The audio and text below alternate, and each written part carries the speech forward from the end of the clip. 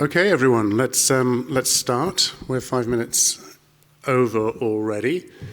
Welcome to this session on the WorldFAIR project and some of the initial work that we've been doing on FIPs, otherwise known as FAIR implementation profiles. So I'm Simon Hodson, Executive Director of CODATA. I'm the coordinator of the project. I'll give a short introduction to WorldFAIR and its objectives. I'll talk a little bit about what we're doing with FAIR implementation profiles. And then we'll hear from Hilda Orton, who's here in the second row, who works for SICT in Norway, who will describe one of the case studies in WorldFAIR.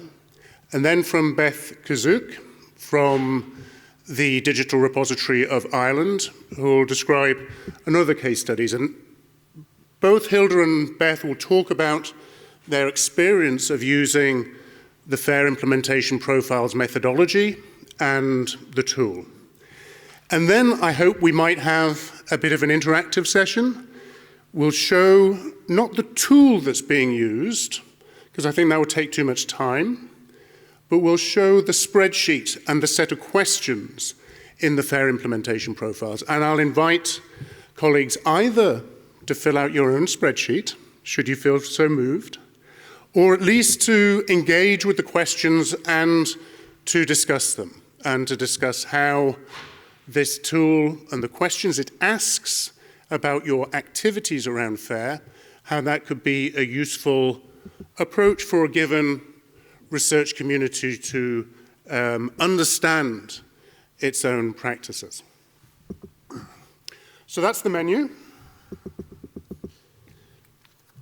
And I'll get on with it. WorldFAIR, FAIR implementation profiles, what have we learned?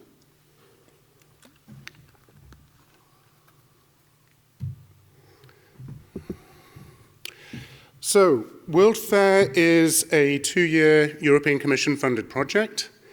It was not, unlike many of the projects which are represented here at the EOSC Symposium, it was not funded by the infra-EOSC strand of funding, but from the ERA, or Wide ERA, European Research Area strand of funding. And there was something very significant about it in that we were allowed to have as beneficiaries institutions outside the European Union. And that was, I think, a very far-sighted policy decision on behalf of the Commission. And it was specifically because they wanted a project with genuinely global collaboration. And both CODATA, my organization, which is the Committee on Data of the International Science Council, and the Research Data Alliance were explicitly mentioned in the call. And both CODATA as coordinator and the Research Data Alliance are partners in the project. So it's a 2-year project with 19 partners, with institutions both in Europe and elsewhere, including Brazil, Kenya, 2 institutions in the US, 2 in Australia, 2 in New Zealand. And 2 UK partners, and it's worth pointing out that although we were allowed to have beneficiaries outside the European Union, that didn't apply to the UK, and it's probably their own fault anyway. So from a CODATA perspective, and I think this is why this funding strand was available, this really builds on work that we've been doing for some time.